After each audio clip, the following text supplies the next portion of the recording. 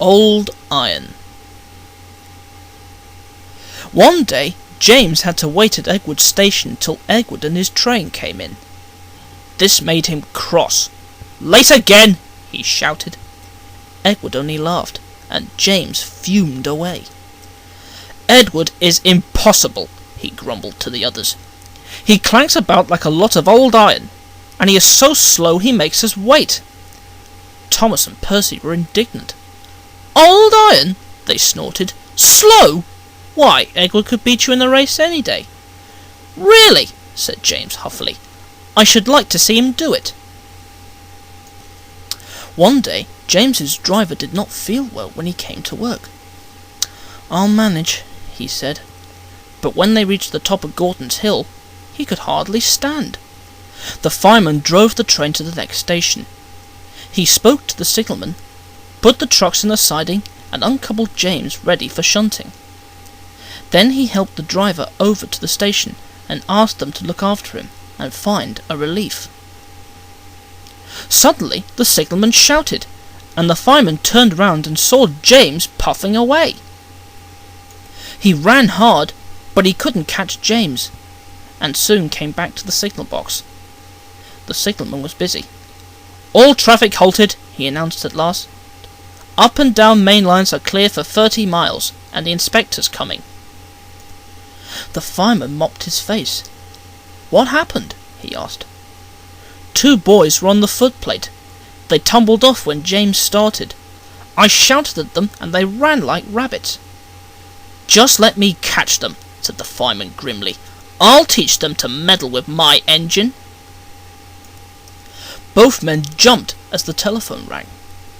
"Yes," answered the signalman. "He's here." "Right, I'll tell him." "The inspector's coming at once in Edward. He wants a shunter's pole and a coil of wire rope." "What for?" wondered the fireman. "Search me, but you better get them quickly."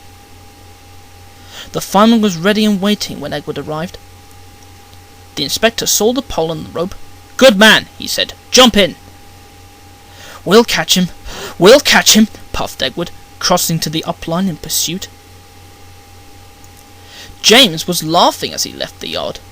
What a lark, he chuckled to himself. Presently he missed his driver's hand on the regulator. And then he realized there was no one in his cab. "What shall I do?" he wailed. "I can't stop! Help! Help!" We're coming! Edward was panting up behind with every ounce of steam he had. With a great effort he caught up and crept alongside, slowly gaining till his smoke box was level with James's buffer beam. "Steady, Edward!" The inspector stood on Edward's front, holding a noose of rope in the crook of the shunter's pole. He was trying to slip it over James's buffer. The engines swayed and lurched. He tried again and again. More than once he nearly fell, but just saved himself. At last, "Got him!" he shouted. He pulled the noose tight and came back to the cab safely.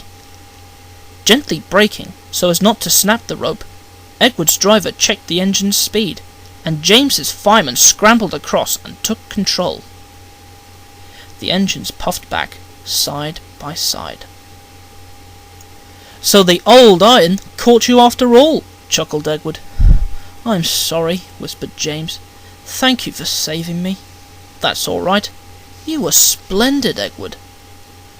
The Fat Controller was waiting and thanking the men warmly.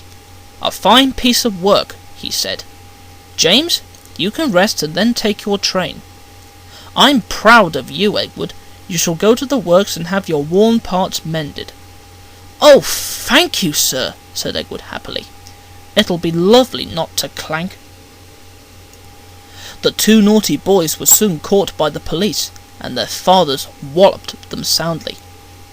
They were also forbidden to watch trains till they could be trusted. James's driver soon got well in hospital and is now back at work.